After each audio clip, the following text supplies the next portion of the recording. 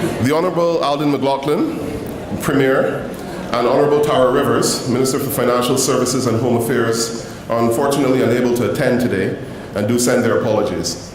With that said, His Excellency, the Acting Governor, Honorable Franz Manderson, Honorable Moses Kirkconnell, J.P., Deputy Premier and Minister for District Administration, Tourism and Transport, Dr. Honorable W. McKeeva Bush, OBE, J.P., Speaker of the Legislative Assembly, Honorable Juliana O'Connor Connolly, J.P., Minister for Education, Youth, Sports, Agriculture and Lands, Honorable Roy McTaggart, J.P., Minister for Public Finance and Economic Development, Honorable Joseph Hugh, Minister for Commerce, Planning and Infrastructure, Honorable Dwayne Seymour, J.P., Minister for Health, Environment, Culture and Housing, Captain Eugene Ebanks, J.P., Councillor for Environment and Housing, Mr. Austin Harris, Councillor for Human Resources, Immigration and Community Affairs,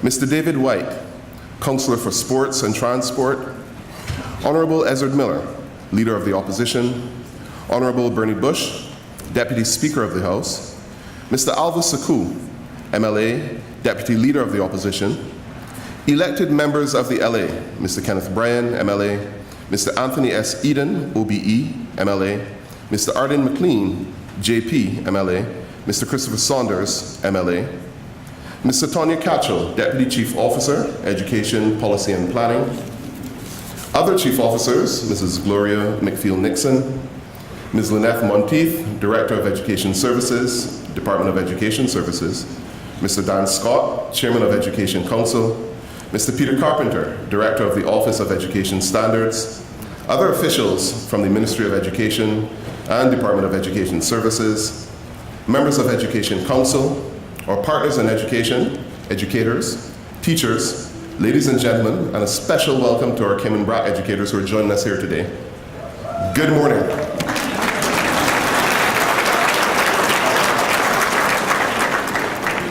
That was a mouthful, but we are happy to have everyone here for our annual welcome for the education professionals. At this time, I'd like to invite everyone to stand for the prayer and national song.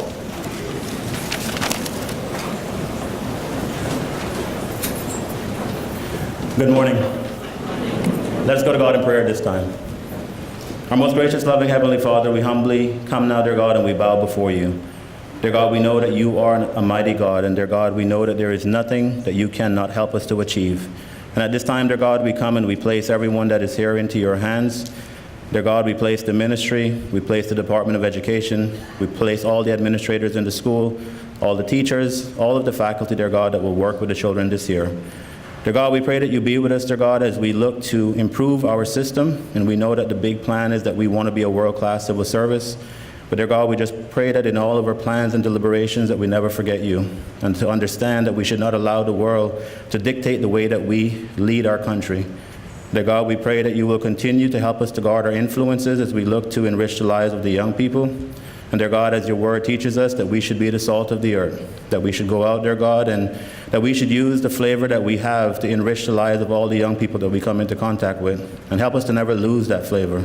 Help us to understand as well that where there is light, there can be no darkness. And we pray, dear God, that you will help us to let our light shine before men. Dear God, we also pray at this time that you will just continue to help us, that we will understand that the adversary is always about, and that he always tries to sow seeds of discord amongst us, amongst our entire system, dear God. And we just pray that you will continue to guide all of the leaders that we have, all of us that have an opportunity to lead. And that means that everyone that is here, dear God, has a responsibility to play, because we're all leaders. Dear God, at this time as well, I just pray for our ministry team and our leaders that are here, our cabinet and all the elected officials, that they will be confident in their decision making, dear God, and that they'll be like Daniel, and that they'll open the window so that the whole world can see that they serve you, dear God. Thank you again for all that you do. And as Paul said, but by your grace, dear God, we are who we are. Just me pray. Amen. Good morning. We will start with the national anthem. God save our gracious Queen, long live our noble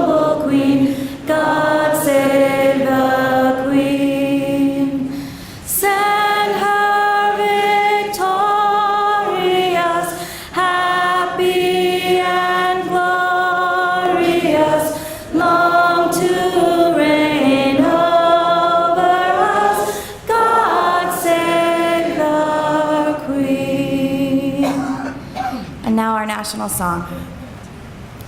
O land of soft, fresh breezes, of verdant trees so fair, with the Creator's glory reflected everywhere. O sea of palest emerald, merging to darkest blue. Whene'er my thoughts fly Godward, I always think of you. Dear verdant island set in blue Caribbean sea, I'm coming, coming very soon. Oh, beauteous isle to thee. Although I've wandered far, my heart enshrines thee yet. Homeland fair Cayman Isle, I cannot thee forget. Thank you. You may be seated.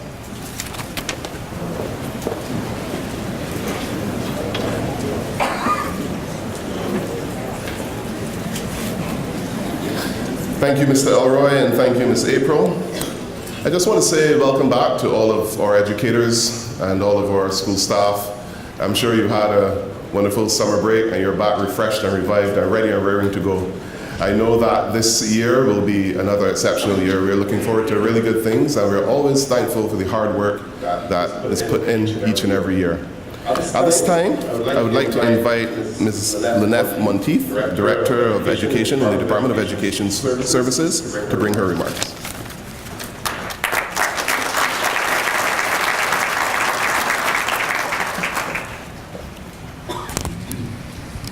I'm certainly glad that protocol has been established because it was quite a mouthful. So permit me to say good morning, everyone.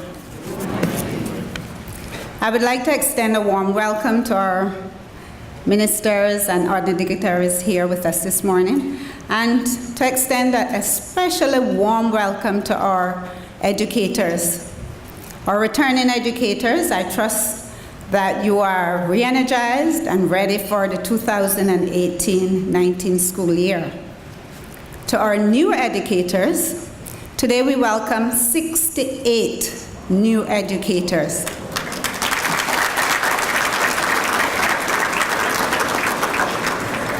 Included in this group are 16 Caymanian educators.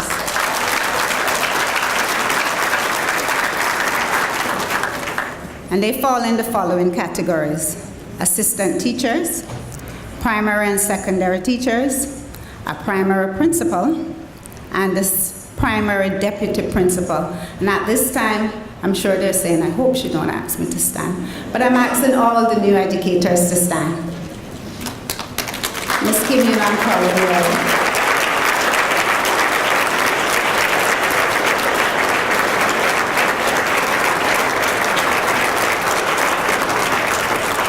Thank you. My presentation is a two-part presentation.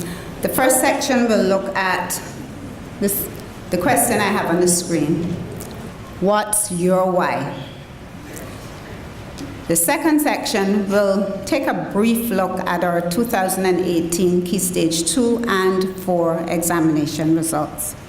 So, what's your why? In examining this question, one has to first look at the what and the how. Now, grammatically, that might not sound well, but you'll understand. Imagine meeting a colleague for the first time. The usual question may be, what do you do in the system? The response could be, I am a primary teacher, a secondary teacher, one of the specialists. Continuing the conversation with a question, so what do you do exactly? Responses may include various aspects from the job description. That is the how. So the what was, what do you do in the system? The how is exactly what you do. I would like to add a third question. Why do you do what you do? Or what motivates you to go to work each day? And I'm sure I would get different responses to that. Now, many organizations have started to look at their why, sometimes called their purpose. And research shows that in organizations where the why or the purpose is clear and implemented by all, there is an increased productivity. The organization is able to attract and retain the best employees. There is high staff morale.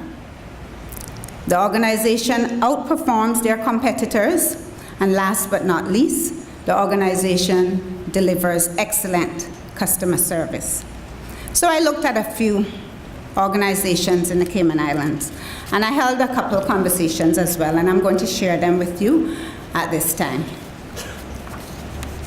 Okay, so a couple of years ago, I had the opportunity to attend a session hosted by Ernst & Young, at which they spoke to the audience about rebranding or reimagining their purpose.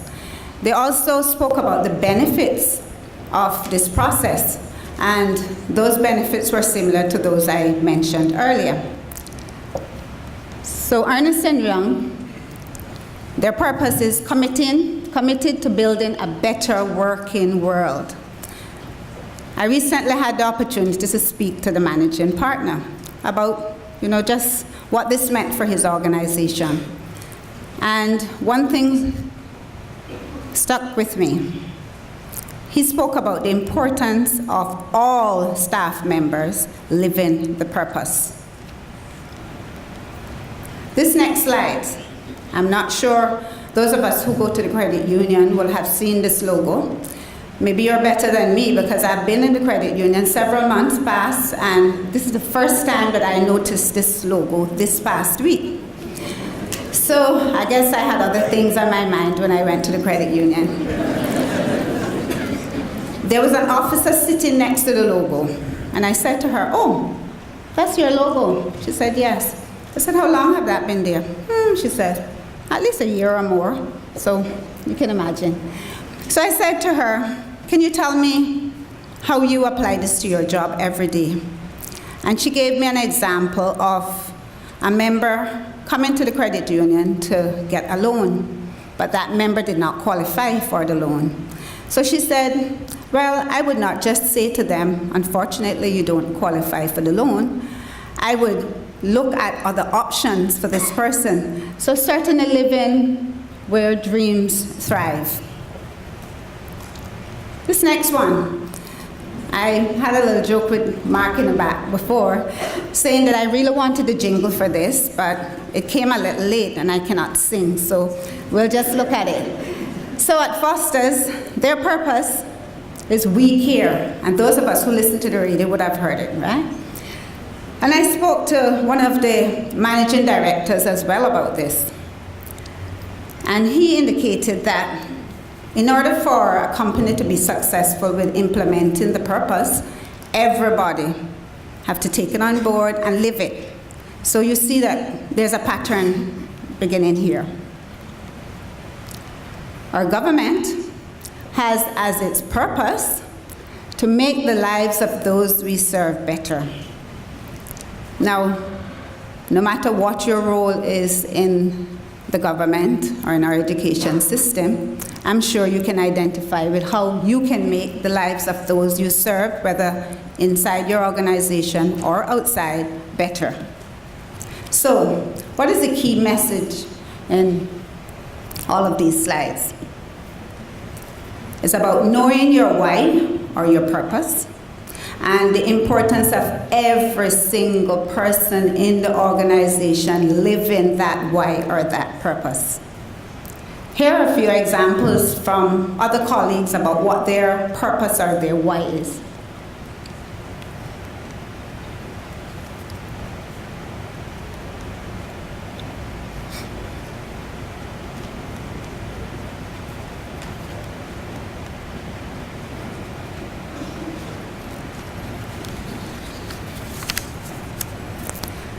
I'm also going to play you a video. There's a practical example of that. A little help with my friends at the back. It's called How Do I Know? And a lot of times when people hear the phrase, how do I know, the next thing they say is what? How do I know what? But the key really isn't to know what. The key is to know why. Because when you know your why, you have options on what your what can be. For instance, my why is to inspire people to walk in purpose. My what is stand-up comedy. My what is writing books. My what can be going out with some friends to eat. In fact, another what that has moved me towards my why is a web series that we have out now called Break Time. So every Wednesday at 3 o'clock, you should subscribe to the channel. We do a series called Break Time on YouTube. So 3 o'clock, we drop a new episode. One episode in particular, I'm about to show you a clip to. We were in Winston-Salem. So break time, this is how it works. I travel the country, I do stand-up comedy, probably an hour, hour and a half at an event. And in the middle of my show, I'll just sit down and start talking to the audience. And funny just happens. Or I'll meet somebody who's really interesting. So I met this one guy, and he said that he teaches music at a school. I was like, all right, you teach music, can you sing? And then I'm just gonna show you the clip. Check it. So you're a musical director. Cool. Yes, sir. All right, so let me get a couple bars of like Amazing Grace. Can you do the first part of that? Go ahead. Amazing grace, how sweet the sound that saved a wretch like me. Wow. That bro could sing, you know what I'm saying? All right. Now, what you give me the version is if your uncle just got out of jail, you got shot in the back when you was a kid. I'm just saying, let me see the hood version real quick, if you know which version I'm talking about. Just see if that exists. Let me see what you got. Amazing grace, how sweet the sound that saved a wretch like me.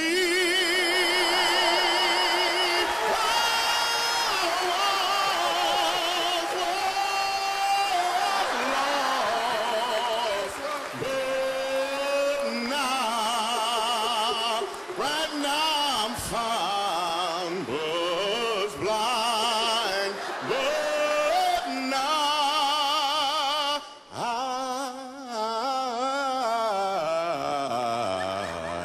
I see.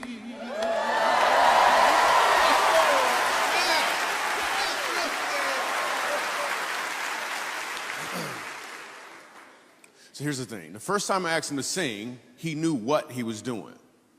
The second time I asked him to sing, he knew why he was doing it. When you know your why, your what has more impact because you're walking in or towards your purpose.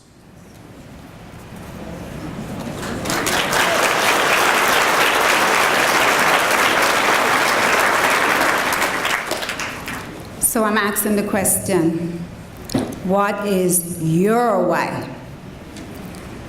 As I close this first section, I challenge all of us, not just the educators, I challenge the members of DES, I challenge the members of our parliament to identify your individual why. But not just identify your individual why, but also to identify how you can live that way, how you can live our government's purpose, and adding a third thing, in every single workplace there's a vision and mission. Most times it's in a frame someplace, or it's in a folder someplace, but think about how you can live your individual vision and mission. We'll be well on our way with just that simple action to being world class. So, to our examinations. I'm going to preface what I'm going to say by saying that these are preliminary results, our exam results, Key Stage 2, that is the Year 6 results for students moving from primary to secondary, and Key Stage 4, our Year 11 students, are quite recent. So there are checks to be made, and for the Key Stage 4, we're still awaiting some examination results.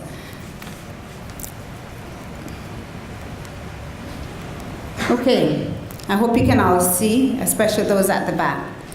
Our Key Stage 2 highlights. Just another piece of information for persons who may not be aware. At the end of Key Stage 2, the expectation is that our students achieve a level 4.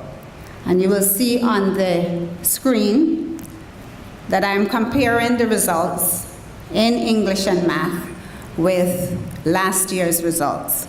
So the expectation is a level 4. You will also see that is the blue bars. The red bars indicate the value added, students who achieve above expectation, and the green bar is a combined result. So if we look at mathematics first, you will see that the students at the expected level are basically the same. However, the students who have moved into the above expectation section has increased about 10%. So that has added to our overall score of 10% above last year in mathematics.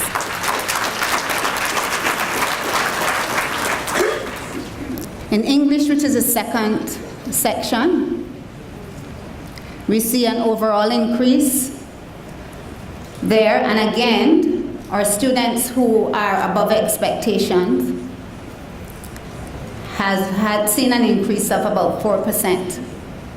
So once again, the upward trend in English continues. I would just like to bring your attention, though, to reading.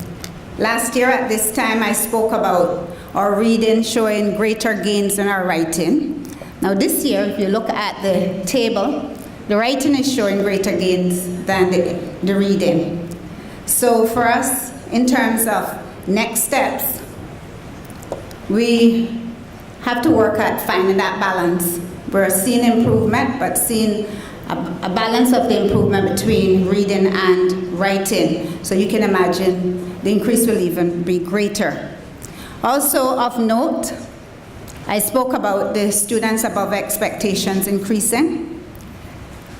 Those students have increased, and also schools have been able to move students who may be at the level 3 and on the cusp of level 4 into level 4. So once again, I'd like to give a round of applause for the work in our schools.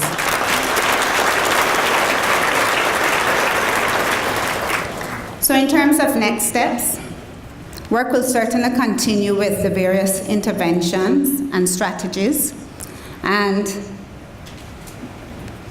together with that, professional development, not just for teachers, but for our lead teachers who are in the primary schools driving the subject area.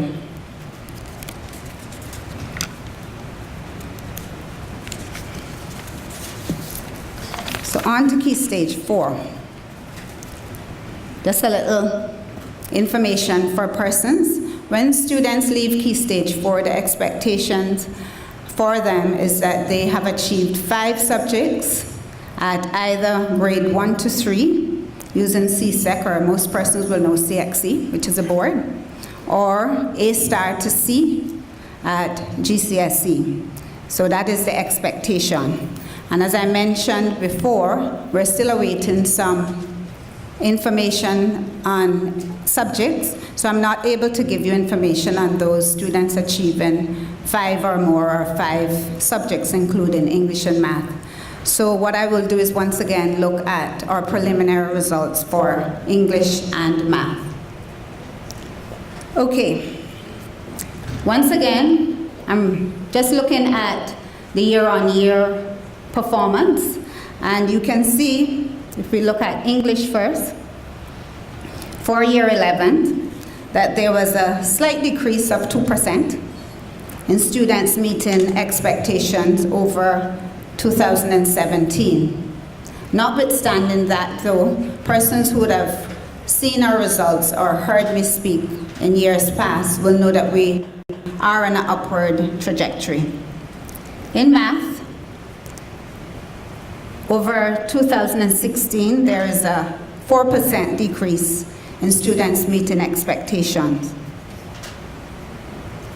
In terms of next steps with regard for the year 11 students in secondary schools, I'm sure this began already, but school leaders and subject leaders will be busy looking at the data, taking information from the exam boards to assist them with that, and planning a way forward for those areas that they find there needs to be improvement. All of these plans will be included in the 2018-19 Plan of Action. Leaders are currently working to finalize those plan of actions, and this year the plans have been developed by the school leaders and their staff. They have identified, amongst other things, our exam results will come in, those areas that they need to work on in their individual schools. So it's unique to their schools. Just like to draw your attention to our year 12 results, and it might be a little confusing, but our year 12 results are the cumulative results from last year, year 11. So this is a different cohort we're looking at. And you will notice that there is an increase in both English and math. This speaks to the value added from our Cayman Islands Further Education Center, where students have an opportunity to retake their English and math. So we find that at the end of the secondary education, which is year 12, those students have shown an increase. At this point, I would like us to give all of our secondary educators a big round of applause.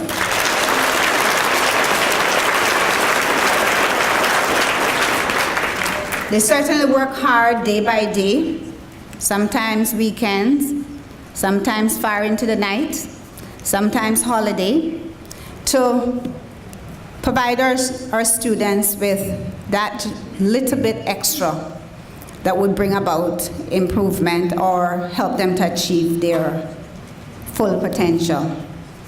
And I'm sure that I don't have to tell anyone in this room that it's not an easy job. Backtrack a little. I said before that these were preliminary results. A full analysis of this year's achievement in all our schools will be published in the 2018 data report later on. And I'm just going to leave you with this slide. Just refocusing us again as we move into a new school year full of new challenges, new opportunities, and I'm sure new successes. Thank you.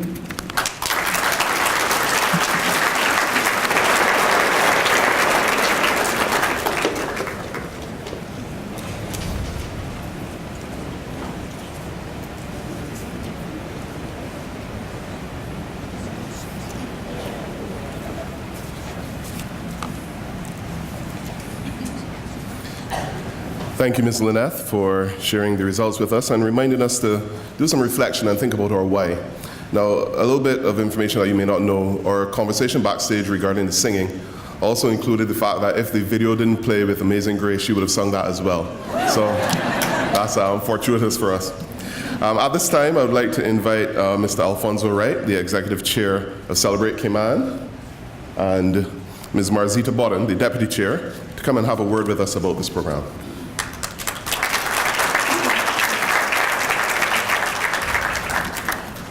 Thank you, Mr. Master of Ceremonies, and good morning, everybody. In an attempt to stick to the time slot that we've been given, we will forego all formalities. Good morning again, and it is a pleasure for Celebrate Cayman to have this short opportunity to say a few words to you this morning. On Wednesday, May 14th, 1958, Her Majesty the Queen conferred the grant of coat of arms to the people of the Cayman Islands. This was a most significant and historical occurrence. The Cayman Islands' first national symbol was established, and it has been a source of national pride and a beacon of hope and progress ever since. This year, we celebrate its 60th anniversary. We consider it a high priority to re-engage all peoples, residents and visitors alike, but especially our children, on its importance. Our presence today is to ask the teaching fraternity to partner with us to help ensure that our young people are aware of our coat of arms and all that it stands for. We have a short video that tells the story best.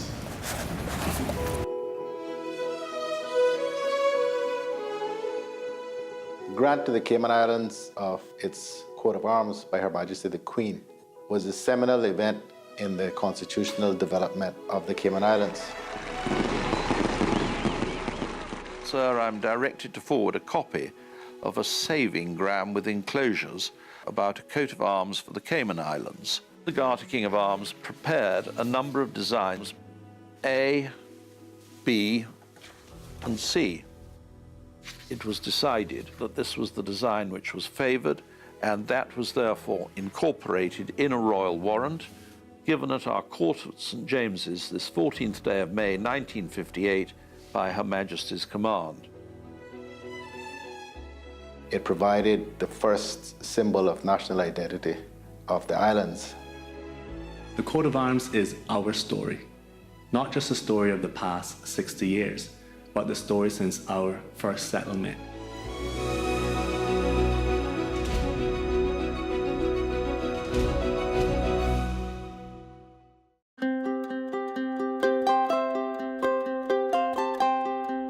It is very important at a key time like this, the 60th anniversary of the grant of the coat of arms, that we take the time to understand the basis of our coat of arms and the reason why we are so proud of it. Each element represents a certain part of Cayman's history. One of the biggest things that stand out to me on the Cayman Islands coat of arms is the blue Caribbean Sea with the 3 stars which represent all of our 3 islands, Grand Cayman, Little Cayman, and Cayman Brac. History records that the Cayman Islands were first sighted by Christopher Columbus in 1503. The original name, Las Tortugas, given by Columbus based on the turtle, was kept as a crest. One important element of the coat of arms is the thatch rope. It was a source of revenue and income for Caymanian families. It was also our main industry for many years. He hath founded it upon the seas. This is the 2nd verse of Psalm 24. It's a reference to the Cayman Islands being surrounded by the sea, but it also reflects the Christian aspect of the country. A very prominent and dominant feature of the design is the lion. This is very much a reference to this country, showing the links between Cayman Islands and the United Kingdom. The first recorded settlers, we believe, are 2 individuals by the name of Bodden and Watler that respectively came from Cornwall and Wales. In 1670 was the Treaty of Madrid that officially made Jamaica and the Cayman Islands a part of the UK as a colony. Around 1958, 1959, Jamaica was contemplating and indeed decided to go independent, Cayman chose remaining British and becoming a crown colony. So the pineapple comes from the coat of arms of Jamaica. The relationship between Cayman and the UK is incredibly important on a number of levels: social, political, historical. We drive on the left. Caymanians are eligible for a British passport. Being under the British Crown comes with a lot of confidence. And that, if you will, has been the foundation in which the Cayman Islands has grown from strength to strength. The fact that the Cayman Islands has established and maintains a global financial services center that is well respected around the world. The economy is doing really, really well. It's politically stable. It's a very strong tourist destination.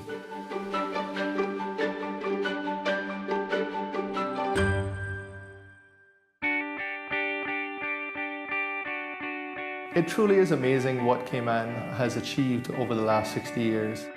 By 1970, the population was at 10,000. By 1978, at 16,000.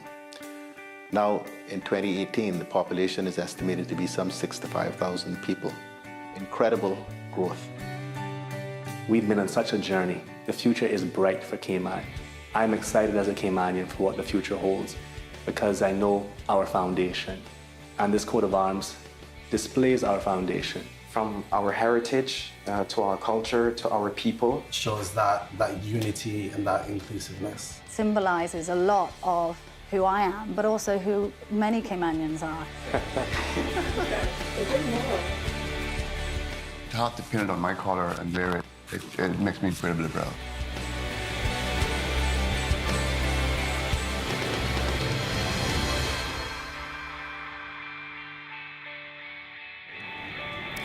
Hopefully that video gave you an idea of what Celebrate Cayman is about. It's a celebration of our history, our culture, and our community. Over the next year, Celebrate Cayman is connecting with all sectors of the community through many ways, and we invite everyone in the Cayman Islands to connect with us in ways that are meaningful to you.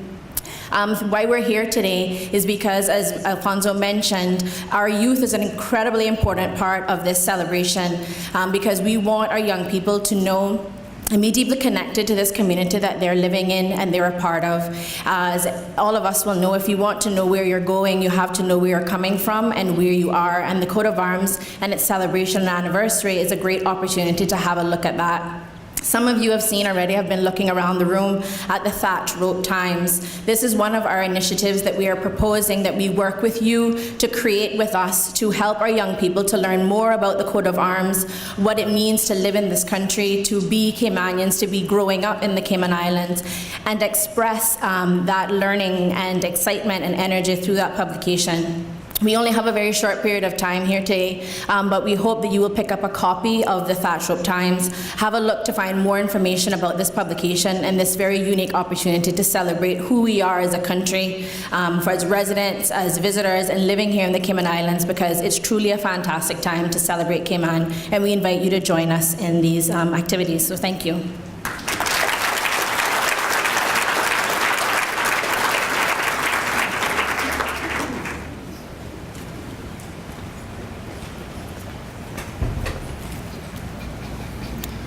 Thank you, Mr. Alfonso and Ms. Marzito. This time I would invite Mr. Dan Scott, Chairman of Education Council, to provide his remarks.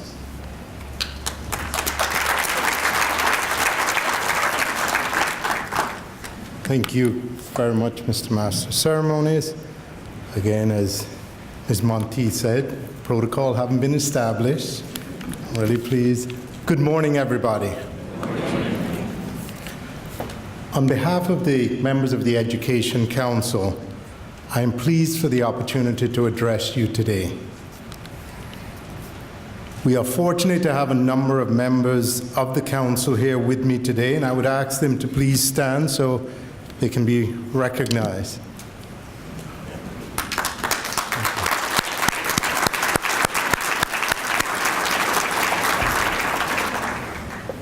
This is a group, I think, Ms. Monteith, that they know their why, and they're committed to it. I would like to thank you, Minister O'Connor Connolly, for your vision and leadership. and to note that this council is pleased to be able to do our part in supporting you to help achieve your vision. It is undeniable that the Cayman Islands has much to be grateful for. Each of us here today are generally able to undertake with confidence in our own abilities the tasks that we set about doing on a daily basis. We are able to have this confidence because of our education, whether formal or informal. Unfortunately, not all who live in the Cayman Islands are in the position that we are in. Imagine the young lady or young man who do not have the skills to undertake employment at even entry-level positions. Imagine their fear, their embarrassment of not being able to read, not being confident in the most basic math skills. Sadly, there are far too many people in our society for which this is a reality. These are precious individuals that are not equipped to participate in even the basic level of the Cayman economic miracle. This is not because of their lack of ability, but instead because of the lack of skill. Turn your thoughts with me now to the young female or male auto technician who is working on one of the most sophisticated and technologically advanced automobiles in the world. Where do they derive the skills and in turn the confidence to undertake these tasks? It's all about education. Working together, we must inspire our children and ensure they obtain the skills necessary to have the confidence to dream, pursue their dreams, and indeed achieve their dreams. As teachers, you play the most important of roles. You have the opportunity to inspire like no other can. Todd Whitaker suggests the best thing about being a teacher is that it matters. The hardest thing about being a teacher is that it matters every day. Know that you have the support of Education Council as you work to teach your students. More importantly, it is clear that you have the support of the elected officials of this country as the Minister presses forward with implementing her policies, and the support from all quarters are very, very clear. I am an accountant today because of my high school teacher, Peter Dutton. Peter has passed, but he is a hero to me and to a number of his former students, including Minister McTaggart, who was one of the first through his first class, who he inspired us all to become accountants. To onlookers, you may simply be another teacher, but to your students, you can be the hero that they need. So, let's go be heroes. Thank you.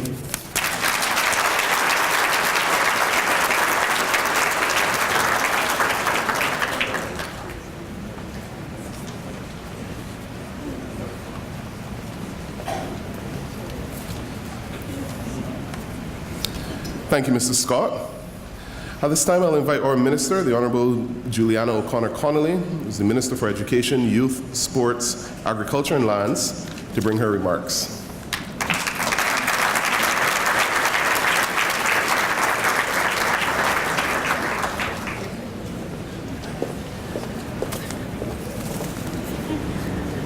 Thank you. I feel good, good, good.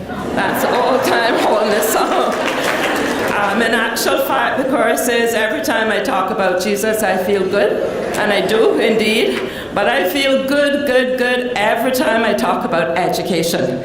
And indeed, I feel good, good, good, even more this morning. What a beautiful sight. I wish every one of you that were sitting down there could be up here and see the team that we've assembled and put together to go forth and find those jewels that may be hidden in the ashes somewhere. Scrub them if you need to, shape them up if you need to, and now you have the logo. Take pride in your stride. I can't believe how viral that went on the weekend, and I want to take this time up front while I'm doing a bit of housekeeping to thank the media, yes, the media, for the very fair and accurate way that they reported the new uniform policy and the way that they got it out so quickly and effectively. And I'm seeking the permission of a past student from Cayman, if I can use his photo that I found on social media last night, who had his hair sticking out way up so. And it was so catchy. Not only has it caught on for students, but those who are young Caymanian men. And he's shaving his hair to the extent, for those of you who have gone online to ask how short is short and what is short, look at his picture. We're going to hopefully get his consent, and we're going to do another weekend social blitz. So watch that space, Miriam. Now, I want to also give apologies for my very capable and competent councillor, Barbara Conley, who is not in a jurisdiction today for a previous engagement, but certainly her thoughts and her prayers are here with us this morning. She took the opportunity to send in her prayers and her best wishes to her minister and said how glad she was to work with me, and the feeling is mutual, indeed reciprocal. I also want to tell you that you have a minister who prays and who is not ashamed to say that she does, and who also can tell you that God does answer prayers, Cindy. You see, Cindy was one of my councils under the very, very capable leadership of Mr. Dan Scott. Sent me a text this morning giving apologies that she had a very time-sensitive matter at one of the very well-run statutory authorities here in this jurisdiction, and that she wouldn't be able to make it. So I had the audacity, or perhaps what Mr. Speaker likes to say, the temerity, to send her back a prayer, asking our Lord and Savior to make her get through in a very effective and efficient manner so that she could attend here today. And there is Cindy. Thank you, Cindy. You also know that I don't particularly like to read my speeches, and I get in trouble almost every occasion with my assistant standing across by the door. But because we had done so much in education, this government, which I'm honored and privileged to be a part of, and with the miraculous support of the entire Parliament, isn't it awesome that we've come to welcome our teachers? We have the Speaker, the acting Caymanian Governor, members from the opposition, senior members of the civil service, probably almost all the press.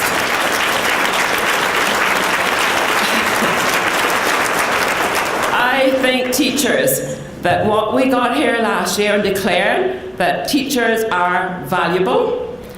And in case persons didn't know it, I believe everyone and sundry now knows and appreciate and is willing to stand up and say, look, I support the educators in Cayman because we're nation building and we cannot do it without our teachers. Not only have my government accepted, have been cognizant of that, but we have put our money where our mouth is. I went out on a limb last year, around about this time, and said that I believe that no teacher within the Cayman Islands, government teacher, should be making less than $5,000 CI per month, and I would do everything possible within my 4-year term for that to happen. First report, it is happening. Comes next month, September, All of our teachers in the government system will, with our two-stage approach, be making no less than $4,300 per month.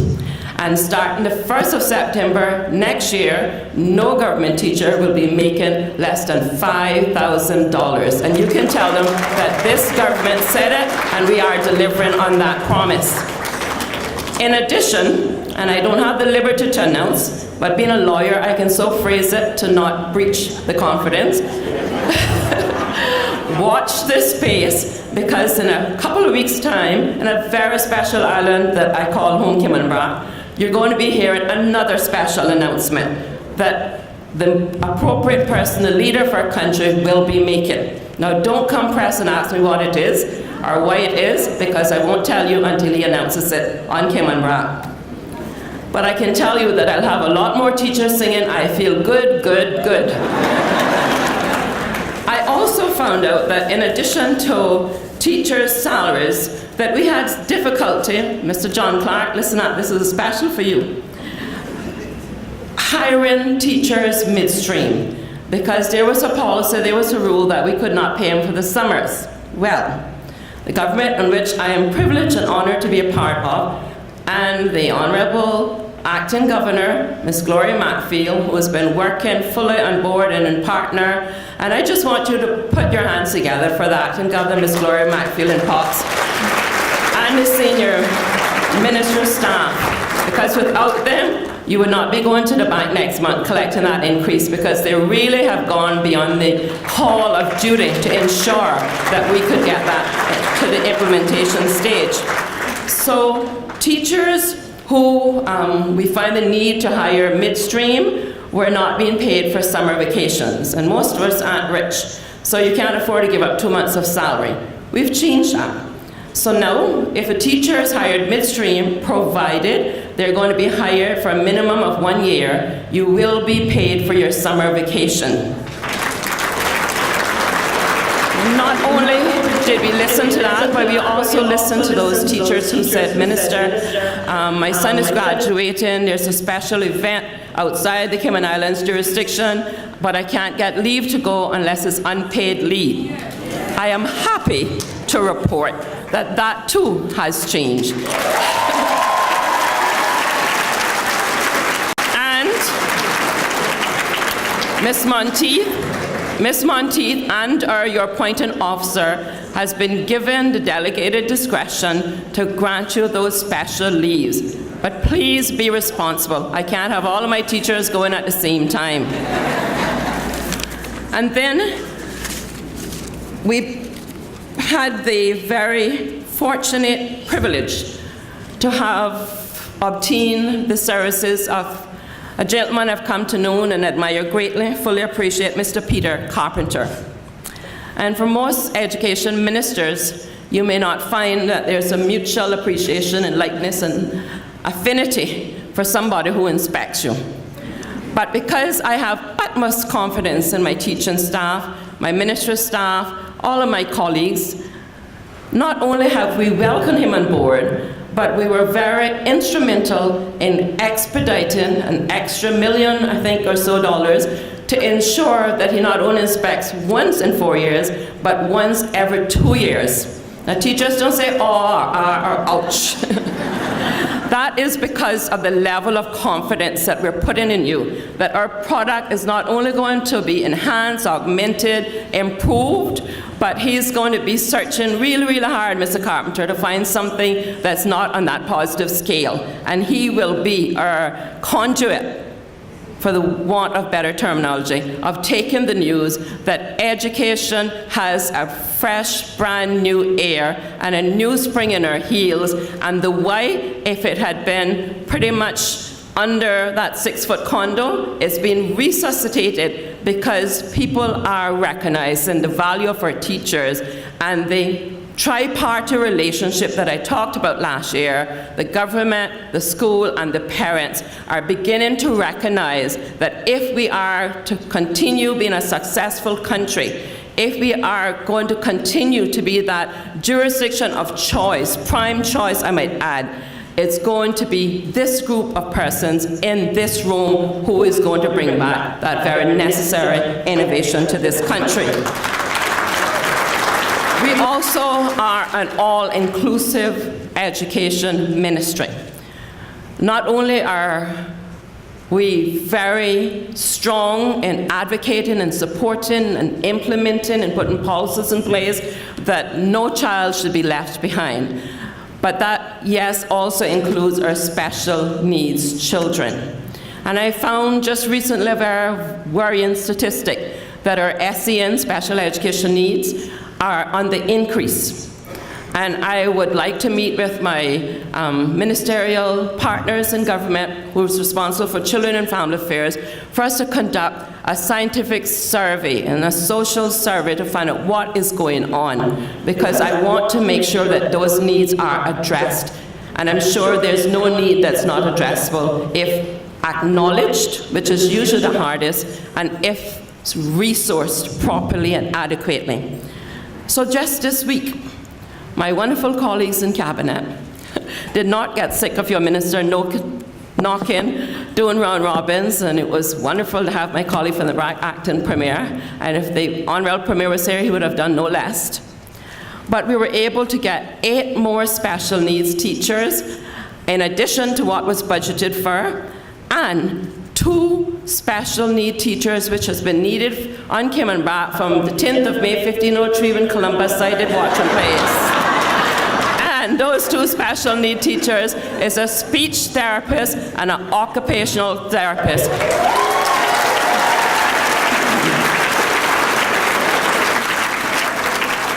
You see, what was happening, that we were doing the best that we could, I suppose.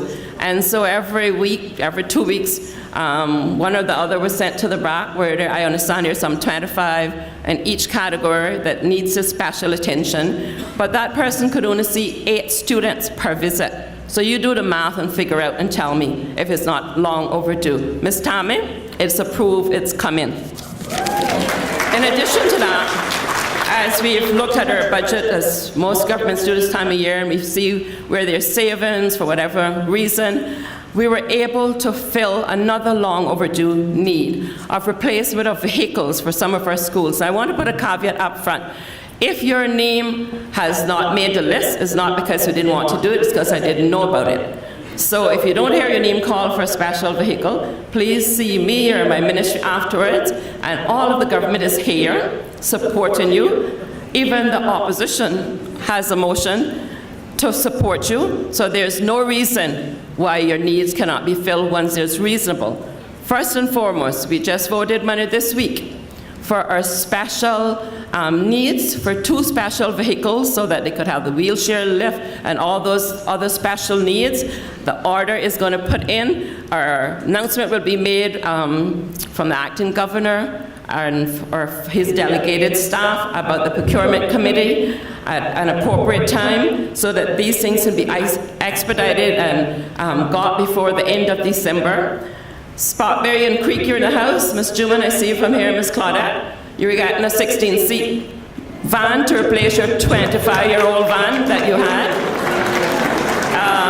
Bodden Town, thanks to the Honourable Minister representative, is getting a 65-seater van to assist in your swimming and your field trips.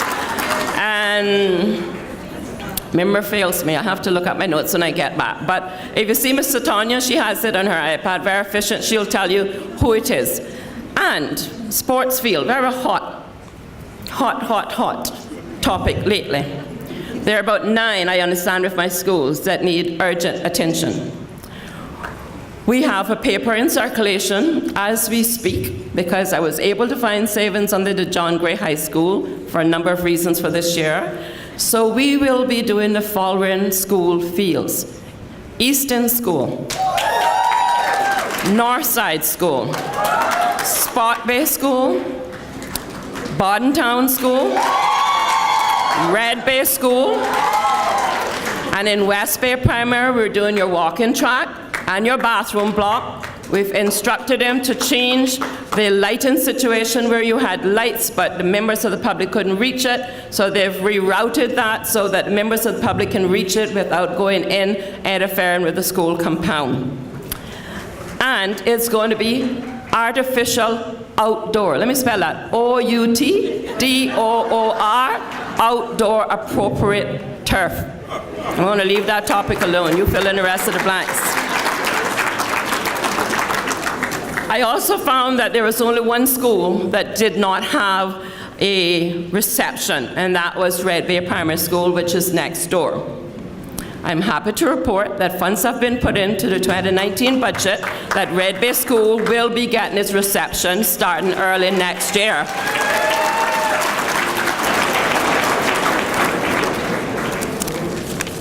In my briefing, I also discovered, being a former teacher, that we were way behind in our science strategy. So we've worked overtime, and on Thursday last week, I was happy to sign off the new science strategy, and we have textbooks to go with this science strategy. We will have a specific launch for this, and you can watch the space on education at gov.ky to see the announcement for this new science launch. I also noticed that we weren't performing to where I was satisfied with maths. So this year, we're going to have a specific math conference, bringing some of the top math trainers and minds from all around the world, including the Caribbean, for 3 days to train our teachers and our educators to enhance that possibility for us to have an even better percentage in math come next year. We also are happy to announce that our SIFEX, and I saw her in the house earlier, I think, is such an excellent educator. I've been there several times now, and every time I'm amazed to see the wonderful work that she's doing at SIFEC. She's partnered now with the local water sports companies, and this is a pilot program, but we have to start somewhere. It's going to give an opportunity for 10 students to work in the private sector in the sports operations here in the Cayman Islands to obtain certification. And that's going to be in addition to their driving certification that we're now issuing. They'll also move on to do rescue diving certification as well.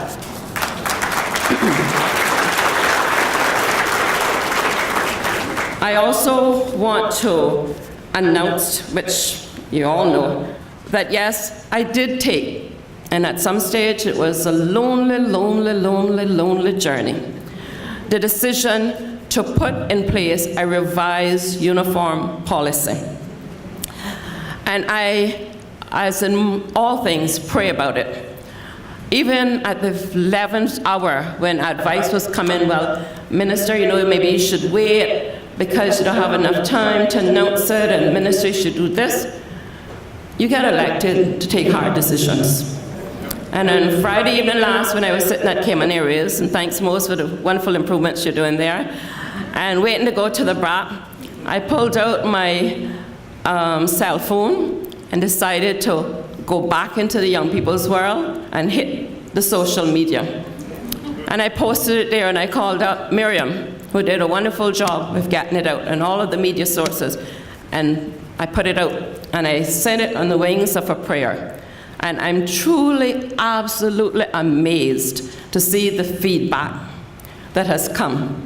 When you have persons like the distinguished Honorable Norman Bowden, who takes the time in his business schedule to write and say, 75 years ago, I had a similar policy, and it didn't hurt me.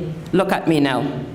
And if I had the money, and if I know that my church wouldn't put me on the back bench, I would bring in that John Jamaica reggae player saying, look at me now. And I'm glad that I didn't have the money, because so often you would probably bring in a reggae player that Shaggy said it wasn't me. I am happy.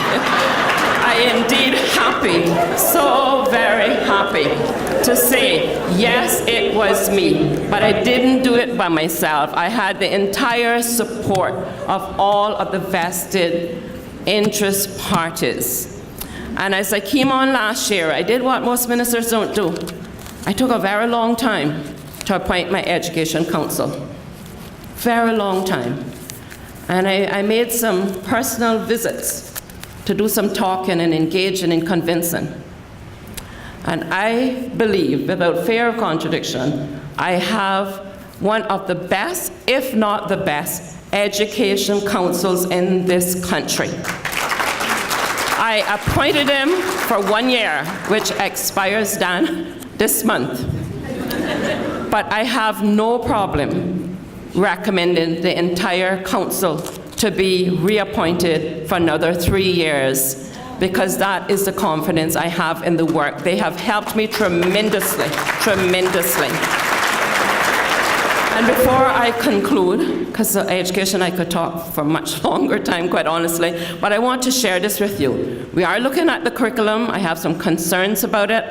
It's a consultative process. Mr. Dan have put a transitional committee in place. It involved all the principals. If he haven't got to you yet, he will be getting to you, where we're looking at the curriculum. Because if you do the same thing over and over again, and you expect a different result, is what? Good. You said it, I didn't. So we want to make sure that we attack every possible aspect. We did your remuneration. That attracted quite a bit of criticism, because I was told straight up that you cannot get better teachers by paying them. Well, which world do you live in? Because when you go to Wooders Foster's, who has everything in the world that you could find in America, you better know you have money. And teachers eat just like we eat. They have children and needs just like we have. And as I went out on a limb last year, I'm going out on an even bigger limb this year. So I'll prove you love me, right, guys? But once we get all these lined up, our curriculum, our resources, our infrastructure, which we're working on some concurrently. You saw the beautiful John Gray High School that my cabinet has given me approval to do in 3 stages, and have supported all of the funding. We've gone to market engagement. We've got persons who are ready and capable to do the school. And the only interpretation they have is that I told them I want it for a Christmas present in December 2021. And that's about 3 months shorter than what my project manager, John Matthews, has told me. But if you don't set standards, you'll never know when you have arrived. And we've waited a long time for schools and infrastructural changes. I am so happy that my colleague, together with the rest in government, but in particular the Minister of Finance, have put, and Mr. Marco, this country finances, and others who are Minister of Finance, in a place where we have that word I love to hear, surplus. Doesn't mean that we're not going to adhere to the FFR rules, but it means it gives our government that long-awaited, anticipated opportunity to make the best investment ever, and that's in education, because the dividends are infinitum. So I've done my part. Now it's for you to do your part. And the million-dollar question is on everybody's mind, how are we going to enforce this new uniform, slightly radical in some people's minds, policy? Well, the first thing is enforcement must start at home. It's the parents who produced and had these wonderful, precious children, whom needs to ensure that when they leave your home, their places of abode, they are dressed in strict accordance of the new policy. And if for whatever reason there's a smart child who puts something different in their school bag, as they sometimes do, and change along the way, I am expecting not just the principals of the school, but every single educator, security guard, what have you. It's going to be 3 strikes and you're out. The policy is not written to say that if the child belongs to the governor, he or she will get to stay. It's every single person is under this policy. And I'm here to tell you that we must take pride in our stride. We must be proud of our schools, and the best way out in the community is that uniform. Wear it with pride and dignity. When you get self-pride, when you learn to respect authority, because this will be a test in authority, and I've seen some of the social media. I saw one, and I must share this. I'm a parent. I live in Weston. My child has afro hair. How long is long? Go look on Facebook. I read it, I saw it. I screenshot it. Yes, I do know how to use some of these social media things. And I could not help but think, how far have we as a Caymanian people, as human beings in general, deviated from what is morally and socially and culturally accepted, that a parent don't know what is decent, what is right and what is moral for the child? Really? As my friend from Easton liked to say, really? Let's get with the program. We are in one of the most blessed countries in the world. There's no reason why education should be lacking behind. And when they walk out there and walk into the police, fire, prison, immigration, customs, there's a uniform code. And you know who they are by how they dress. Let's not systematically set up our children to fail. Let's get with the program. Let's take pride in our stride. And it couldn't happen at a much better time as we're celebrating Cayman for 60 years. It's our country. Donald Trump isn't the biggest fan of mine. He said, let's make America great again. We have Cayman great. Let's make it greater. I thank you.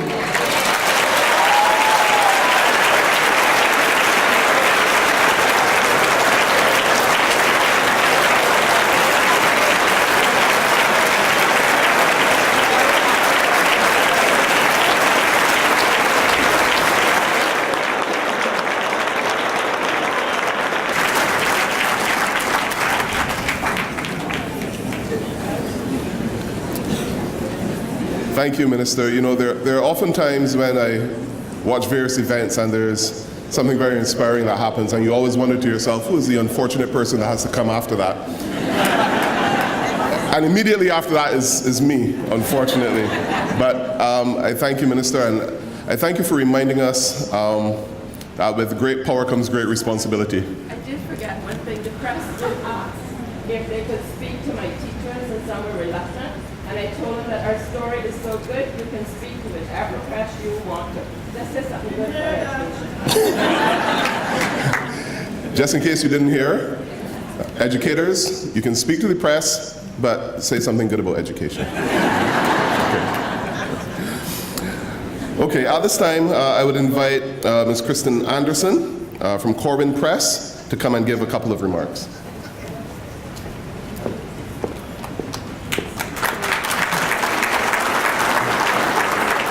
Good morning. You have to be the most beautiful group of educators I've ever seen in the world. And I cannot tell you how privileged my team from Corwin and representing Visible Learning and John Hattie's research is to be here with all of you. And I feel like after hearing the minister, all I want to say to you is Merry Christmas. It doesn't feel like a typical start to the school year. It feels like we've won the lottery in this room. It's pretty exciting, and I just wanted to share with you how thrilled I am to hear about the united commitment and the ongoing attention to ensuring that you have everything you need so that every child can have a world-class education here on the islands. And in thinking about that and thinking about the start of the school year, I've been thinking a lot about this concept of future and how, you know, our role as educators is to prepare kids for the future, to prepare our instruction for the future.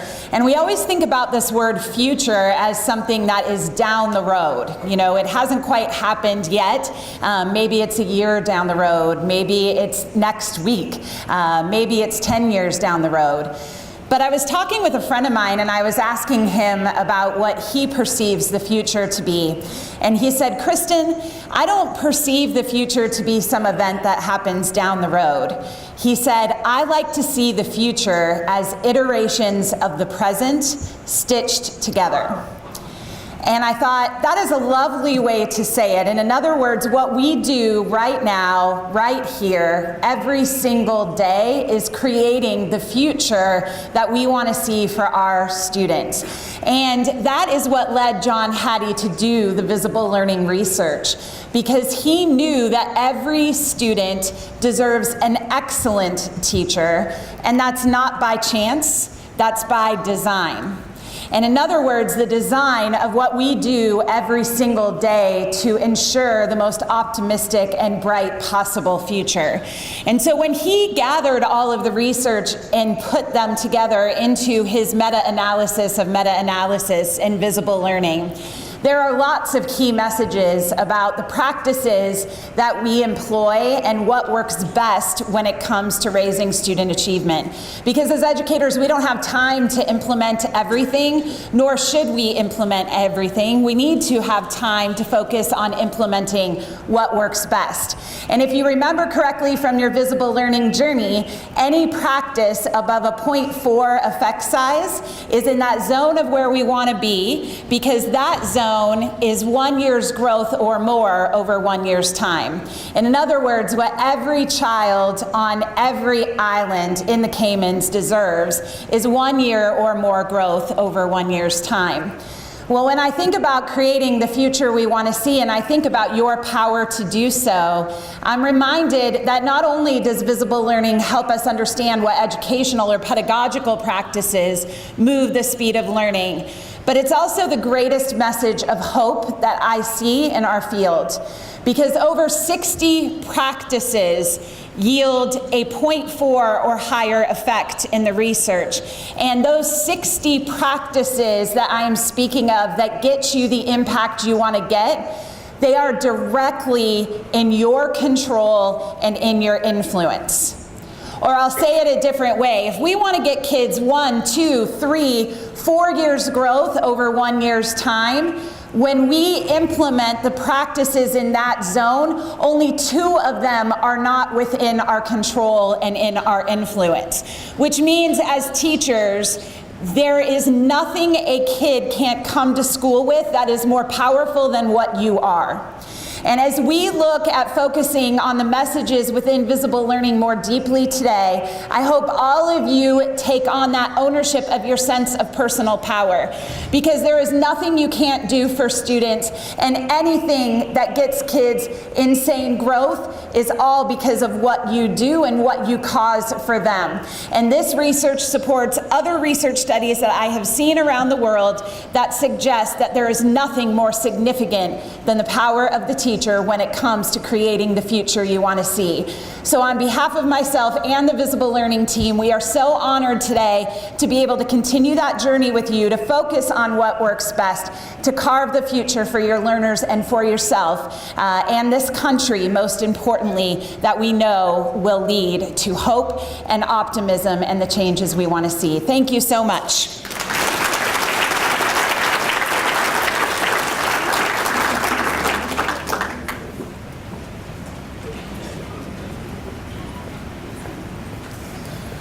At this time, I would like to invite Ms. Tammy Hopkins, who's our Senior School Improvement Officer for Cayman Brac and Little Cayman, to give our closing remarks and the vote of thanks.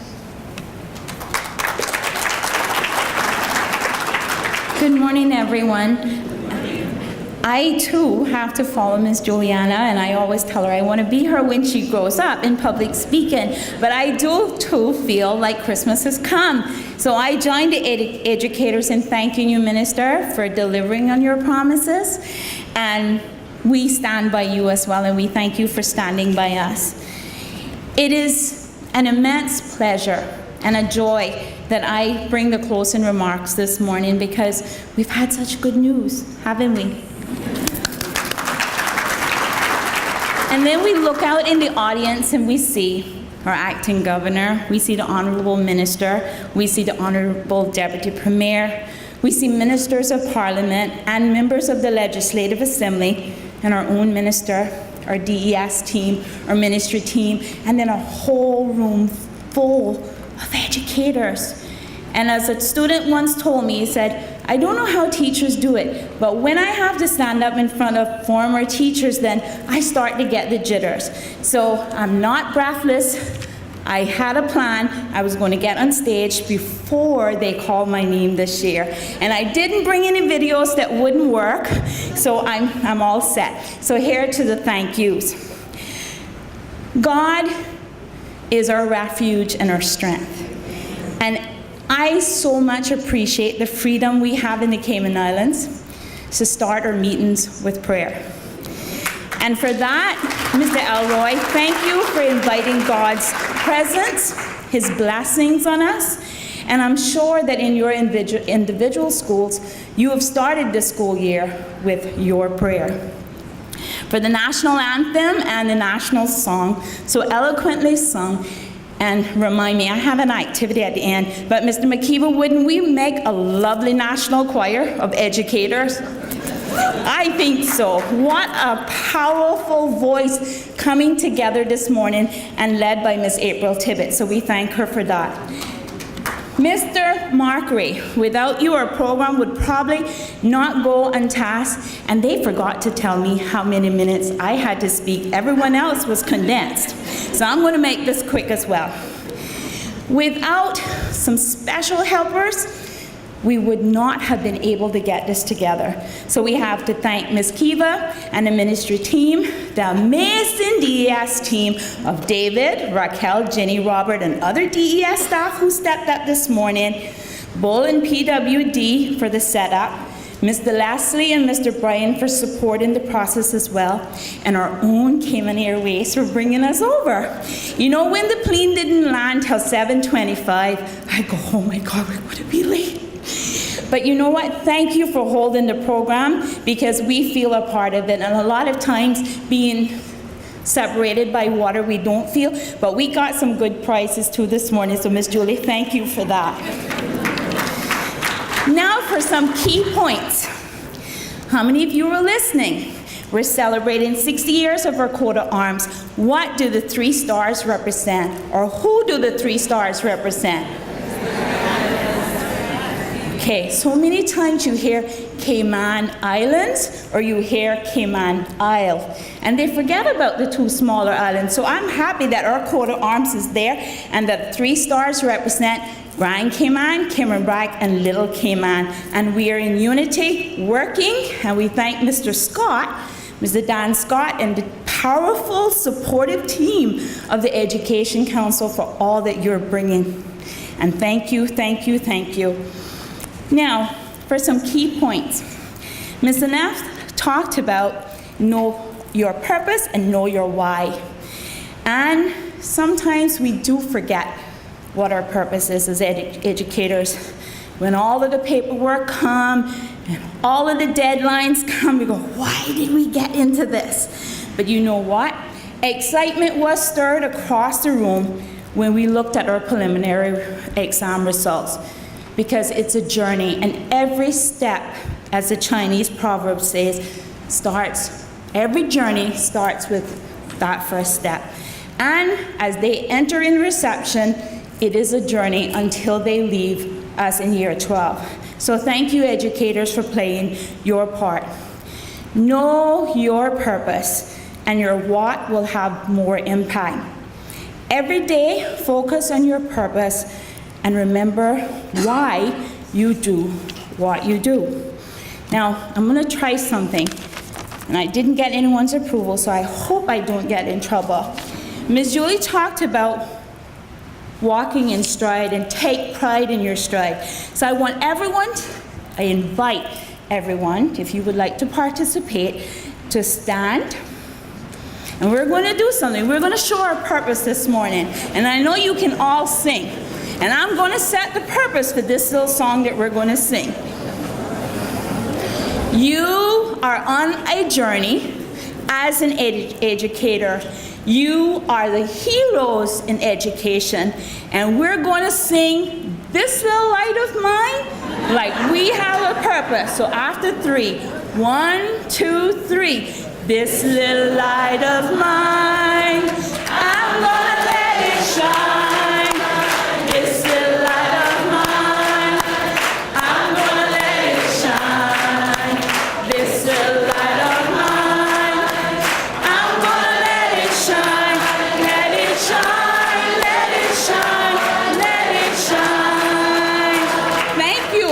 sounded like we were in church. So go forth.